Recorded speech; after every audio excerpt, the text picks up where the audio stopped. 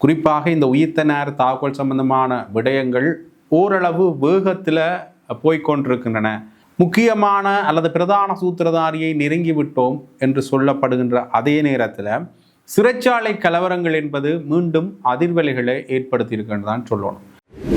இந்த அடிப்படையில் வைத்து பார்க்கின்ற பொழுது மெகசீன் சிறைச்சாலையில் பிணையில விடுவிக்கப்பட்ட ஒரு கைதி ஒருவர் ஒரு விடயத்தை ஊடக சந்திப்பு ஒன்றில் தெரிவித்திருக்கின்றார். அந்த ஊடக சந்திப்பில் அவர் என்ன விடயத்தை மையப்படுத்தி சொல்கின்றார் என்றால், அவர்களுடைய வார்டில் 40 பேருக்கிட்ட இருந்திருந்தார்களாம். அதில் அவர்கள் தயாரித்த அந்த பட்டியலில் இருக்கின்ற கைதிகளை மட்டும் அவர்கள் தேர்ந்தெடுத்து அவர்கள் இழுத்து கொண்டு போய் மிகப்பெரிய அளவில் தாக்கி இருக்கின்றார்கள். அடித்த பிறகு அவர்கள் சிறைச்சாலை வைத்தியசாலை கொண்டு சென்றப்பட்ட பிறகும் கூட அந்த குறிப்பிட்ட அந்த கைதிக்கு பெரிய அளவில் சிகிச்சை இடம்பெறவில்லை. போதைப்பொருள் பிரச்சனையால தான் இது நிகழ்ந்தது என்கின்ற பக்கத்தில் ஒரு கருத்தியலும், இன்னொரு பக்கத்தில் ஒரு ஆட்சி கலைப்புக்கான அல்லது ஒரு ஆட்சி மாற்றத்திற்கான நிகழ்ச்சியாகத்தான் இது இருந்தது. இதில் எதிர்கட்சிகளுடைய செல்வாக்கு பெரிய அளவில் இருக்கின்றது என்கின்ற இன்னொரு விமர்சனமும் ஆளுந்திரப்பால, குறிப்பாக மஹிந்த ராஜபக்ச காலத்தில் சிறைச்சாலை கலவரம் நடக்கின்ற பொழுது மஹிந்த ராஜபக்சவை நேரடியாக போய் அமர நாம் வந்துட்டேன் என்ற ஒரு கருத்தை சொல்லி இருக்கிறார். சொன்ன பிறகு அந்த சிறைச்சாலை கலவரம் முற்றுமுழுதாக நிறைய பெறுகின்றது.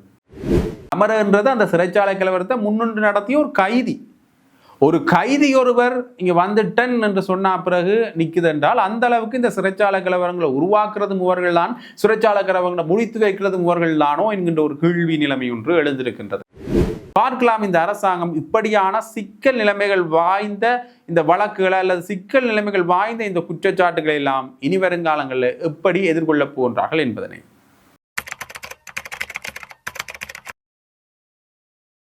வணக்கம்.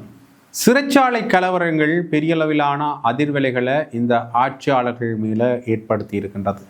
குறிப்பாக இந்த உயிர்த்த தாக்குதல் சம்பந்தமான விடயங்கள் ஓரளவு வேகத்தில் போய்கொண்டிருக்கின்றன.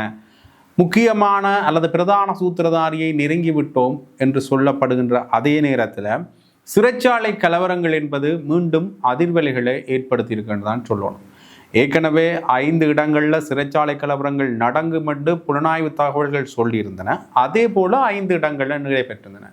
நீர்கொழும்புல 2 சிறைச்சாலைகள், அதே போல் மகர சிறைச்சாலை, மெகசீன் சிறைச்சாலை, குறிப்பிட்ட சிறைச்சாலை, மொத்தமாக 5 இடங்களில் சிறைச்சாலை கலவரங்கள் நடந்தேறி இருக்கின்றன.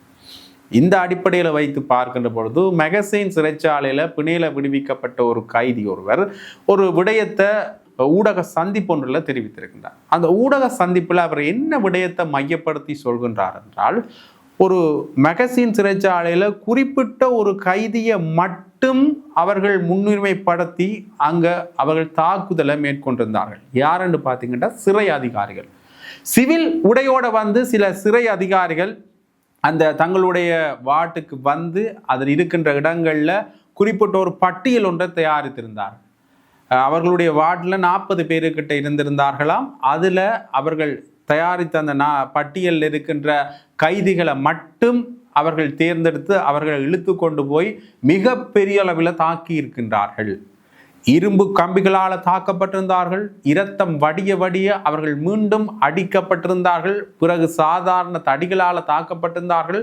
இதால் அவர்கள் மூர்ச்சையுற்று நிலை குலைந்து விழுகின்ற அளவுக்கு அந்த கைதிகள் இருக்கும் வரைக்குமே அவர்கள் தாக்கியிருந்தார்கள். தாக்கிய பின்னர் அவர்களை தரையில் இழுத்து கொண்டு போய் அங்கே மீண்டும் சிறையில் அடைத்தார்கள். சிறையில் அடைத்த பிறகும் கூட அவர்கள் அங்கே தாக்கப்பட்டிருக்கின்றார்கள். குறிப்பிட்ட அந்த கைதி தான் மூச்சை உற்று, அதாவது இரத்தங்கள் எல்லாத்தையும் உடலில் பூசிக்கொண்டு மூச்சை உற்று விழுந்தது போல நடித்திருந்தேன், அதால் நான் ஓரளவு பாதுகாக்கப்பட்டேன் என்கின்ற விஷயத்தையும் அவர் தெரிவித்திருக்கிறார். அது மட்டும் இல்லாமல் சிறைச்சாலையில் ஒருவர் வேண்டுமென்றே கொல்லப்பட்டிருந்தார். அது கொல்லப்பட்டதற்கான காரணமும் சிறை அதிகாரிகள் தான். சிறை அதிகாரிகள் வேண்டுமென்றே அவர்களை கொலை செய்திருந்தார்கள், அடித்தே கொல்லப்பட்டிருந்தார் என்ற விஷயத்தை தெரிவித்திருந்தார். அடித்த பிறகு அவர்கள் சிறைச்சாலை வைத்தியசாலை கொண்டு சென்றப்பட்ட பிறகும் கூட அந்த குறிப்பிட்ட அந்த கைதிக்கு பெரிய அளவில் சிகிச்சை இடம்பெறவில்லை. அவருக்கு சேலையில் ஏற்றப்பட்டு கொண்டிருக்கிற நேரத்தில் அவர் தண்ணீர் கேட்டார். தண்ணீர் கேட்டு ஒரு சிறிது மணித்தியாலங்களுக்கு பிறகு அவர் இறந்தே போய்விட்டார். ஆகவே இத்தனைக்கும் காரணம் சிறை அதிகாரிகள் தான். திட்டமிட்டே அவர் தாக்கப்பட்டிருக்கின்றார், கொல்லப்பட்டிருக்கின்றார் என்ற விடயத்தை அவர் ஊடக சந்திப்பில் தெரிவித்திருக்கின்றார். அவர் சொன்ன விடயம் உண்மையாக இருக்கலாம், பொய்யாக இருக்கலாம். இருந்தாலும் கூட ஒரு பிணையில பயந்த ஒருவர் இப்படியான கருத்துக்களை முன்வைக்கின்ற பொழுது அது தொடர்பான விசாரணைகள் நடத்தப்படல் வேண்டும். விசாரணைகள் நடத்தப்படுகின்ற பொழுது இந்த நிறுவனங்கள் அனைத்துமே சுயாதீனமாக இயங்க வேண்டும். குறிப்பாக இந்த மனித உரிமைகள் ஆணைக்குழு ஏற்கனவே இந்த நீர்கொழும்பு சிறைச்சாலை கலவரம் நடந்த பொழுது வெளிக்கட சிறைச்சாலைக்கு உள்நுழைகின்ற பொழுது அங்கே அனுமதி மறுக்கப்படுகின்றது. அப்போ அங்கேயே ஒரு சிக்கல் நிலைமை ஒன்று இருக்கு. அதற்கு பிறகுதான் அனுமதியை கொடுக்கப்படுகின்றது. ஆக ஒரு சுயாதீன நிறுவனம் இங்கே விசாரணைகளை நடத்துறதுக்கு இன்னொரு சுயாதீன நிறுவனமே தடையாக இருக்கின்றது என்ற அடிப்படையில் தான் நாங்கள் இதை பார்க்க வேண்டி இருக்கின்றது. ஆக இந்த விடயங்கள் எல்லாம் பெரிய அளவு பேசு பொருளான விடயங்களாக இந்த ஊடக பரப்பில் இப்பொழுது மாறி இருக்கின்றன. அதிலையும் குறிப்பாக இந்த பிணையில் வந்த அந்த நபர் சொன்ன விடயங்கள் பெரிய அளவு அதிர்வலைகளையும் ஏற்படுத்தியிருக்கின்றன. ஏற்கனவே சிறைச்சாலைகளுக்கு இப்படியான விடயங்கள் எல்லாம் நடக்குமான்ற ஒரு சந்தேகம் பலருக்கும் எழுந்திருந்தது. அந்த சந்தேகம் இதற்கு பிறகு ஓரளவு உண்மைப்படுத்தப்பட்டிருக்கின்றது என்றுதான் சொல்ல வேண்டும். ஆகவே இந்த விடயங்கள் எல்லாம் பேசுபொருள் ஆகிக்கொண்டிருக்கிற இந்த சூழ்நிலையில் அடுத்த கட்ட விசாரணைகள் எவ்வாறு நிகழப்போன்றது என்ற ஒரு கேள்வி ஒன்று எழுந்திருக்கிறது. ஏண்டா ஏலவே இந்த விசாரணைகள் சம்பந்தமான விடயங்களை பார்க்கின்ற பொழுது முன்னுக்கு பின் முரணான சில கருத்து நிலைப்பாடுகள் இருக்கிறதா காணக்கூடியமா இருக்கிறது. போதைப்பொருள் பிரச்சனையால தான் இது நிகழ்ந்தது என்கின்ற பக்கத்தில் ஒரு கருத்தியலும், இன்னொரு பக்கத்தில் ஒரு ஆட்சி கலைப்புக்கான அல்லது ஒரு ஆட்சி மாற்றத்திற்கான நிகழ்ச்சியாகத்தான் இது இருந்தது. இதில் எதிர்கட்சிகளுடைய செல்வாக்கு பெரிய அளவில் இருக்கின்றது என்கின்ற இன்னொரு விமர்சனமும் ஆளுந்திரப்பால முன்வைக்கப்படுறதை காணக்கூடிய மாதிரி இருக்கின்றது. நாமல் ராஜபக்ச அவர்கள் இது சம்பந்தமான விமர்சனம் ஒன்றை தற்போது முன்வைத்திருக்கின்றார். அதில் அவர் குறிப்பிட்டப்பட்ட விடயம் என்று பார்த்தீங்கன்னா, இந்த சிறைச்சாலை கலவரங்களுக்கும் எங்களுக்கு சம்பந்தமே இல்லை. அந்த சிறைச்சாலை கலவரங்களை எங்களோட சம்பந்தப்படுத்தி பார்க்கறதால இந்த அரசாங்கம் ஓரளவு தோல்வி கண்டுவிட்டது என்று தான் சொல்லணும். என்று பார்த்தீங்கன்னா, ஏற்கனவே பல வாக்குறுதிகளை இவர்கள் கொடுத்திருக்கின்றார்கள் இந்த நாட்டு மக்களுக்கு.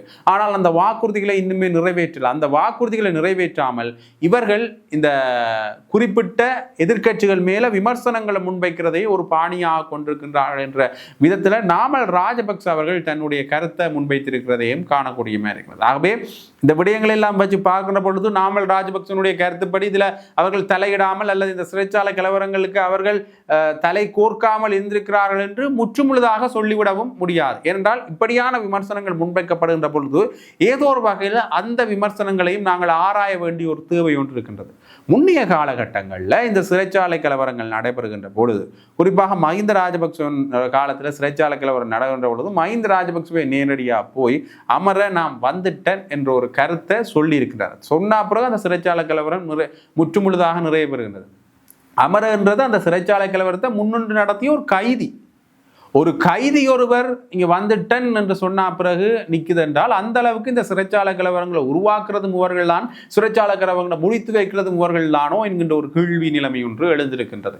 அது மட்டுமில்லாமல் இன்னொரு விடயத்தை நாங்கள் பார்க்கணும் வேண்டும். பார்த்தீங்கன்னா, இந்த சிறைச்சாலையில் கொல்லப்பட்ட அந்த குறிப்பிட்ட நபரும் சிறைச்சாலைக்கு பொறுப்பாக இருந்த ஒரு நபர். ஆகவே பொறுப்பாக இருந்த நபரையும் கொல்லப்பட வேண்டும் என்கின்ற ஒரு கேள்வி ஒன்று எழுகின்றது. அது தொடர்பான விசாரணைகள் நிகழ்த்தப்பட வேண்டும், இவர் சொன்ன அந்த கூற்றின் அடிப்படையில் வைத்துக் கொண்டு. அது மட்டுமில்லாமல் இன்னொரு கருத்தியல் ஒன்றுமே அவர் சொல்லியிருந்தார். குறிப்பிட்ட சிறைச்சாலையில ஒரு குறிப்பிட்ட நேரத்துக்கு தான் சிறை மூடப்படும் என்றால் அந்த குறிப்பிட்ட நேரத்தை தாண்டியும் சிறை திறந்திருக்கும். அப்ப ஏன் அவையெல்லாம் திறந்திருக்கின்றன?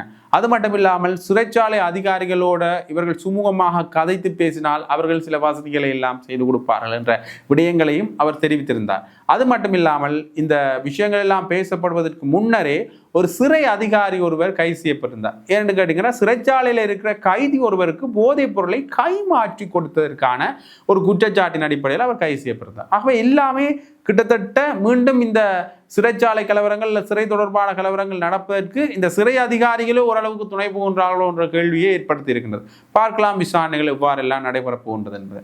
அது மட்டும் இல்லாமல் இந்த செவ்வந்தி தொடர்பான விஷயங்கள் மீண்டும் பேசுபொருளாக இருக்கின்றன. செவ்வந்தி முகப்பரிசோதனை நடத்த வேண்டும், செவ்வந்தினுடைய முகம்தானா இது என்ற ஒரு சந்தேகம் ஏற்படுகின்றது சொல்லியிருந்தார்கள். அது மட்டும் இல்லாமல் செவ்வந்தி நீதிமன்றத்துக்கு வருகின்ற பொழுது ஒரு ஒப்பனை செய்யப்பட்ட முகத்தோடையே வந்திருந்தார். ஏன் அவர் இப்படி வருகின்றார்?